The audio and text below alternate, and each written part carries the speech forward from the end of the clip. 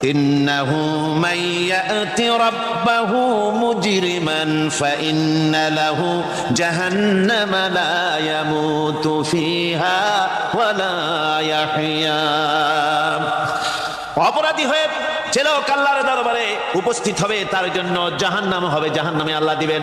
আর ওই জাহান্নামে যখন লোকটা পড়ে যাবে, জাহান্নামের অবস্থা এমন হবে লা ইয়ামুতু ফিহা ওয়ালা ইয়াহইয়া, সে বাঁচবেও না মরবেও না, জীবন মৃত্যু একটা অবস্থা সৃষ্টি হবে।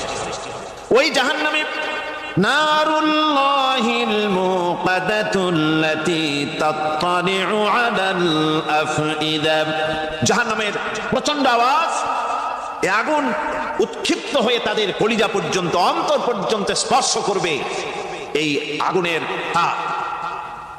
আর এদের পাহারায় রাখা হবে ইন্নাহা আলাইহিম মুসাদাতুন ফি আমাদিন মুমাদ্দাদা, জাহান্নামীদের পাহারায় রাখা হবে নির্মম, কঠোর ব্যবহার, কর্কশ আওয়াজ, কর্কশ ভাষী এ ধরনের ফেরেশতাদেরকে রাখা হবে তাদের পাহারায়, তারা নিয়োজিত থাকবে। আল্লাহ রাব্বুল আলামিন বলেন, ও দুনিয়ার মানুষ, ইয়া আইয়ুহাল্লাযীনা আমানু ও আনফুসাকুম ওয়া আহলিকুম নারা, ও ঈমানদারেরা, আল্লাহর তো দয়া বেশি বান্দার জন্য। বান্দার উপরে দয়া কার সবচেয়ে বেশি?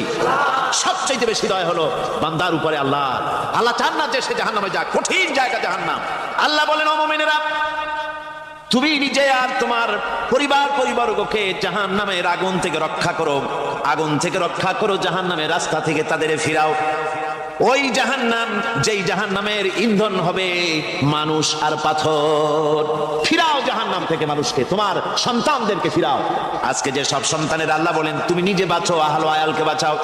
যে সব সন্তান তোমার নামাজ নাই, রোজা নাই, আল্লাহ পরকালের চিন্তা নাই, যারা ইসলামকে বিশ্বাস করে না, যারা মনে করে কোরআন হচ্ছে বেহেশত দোজখের কথা শুধু, ওতে কোনো মানুষের অর্থনীতি, সমাজনীতি, রাজনীতির ব্যাপার নাই, মানুষের জীবনের দরকারি জিনিসগুলি সেখানে নাই। সুতরাং আমরা যদি দুনিয়ায় সুখ সমৃদ্ধি পেতে চাই, তাহলে আমাদেরকে মানুষের তৈরি করা মতবাদ মানতে হবে। এইভাবে ছেলেরা যখন মানুষের তৈরিকার মতবাদের এদিকে যখন দৌড়ায়, মা বাপ যদি তাদেরকে না ফিরায়, জাহান্নাম থেকে বাঁচাবার জন্য যদি চেষ্টা না করে, কিয়ামতের দিন ওই সন্তানেরা জাহান্নামে যখন জাহান্নামের অর্ডার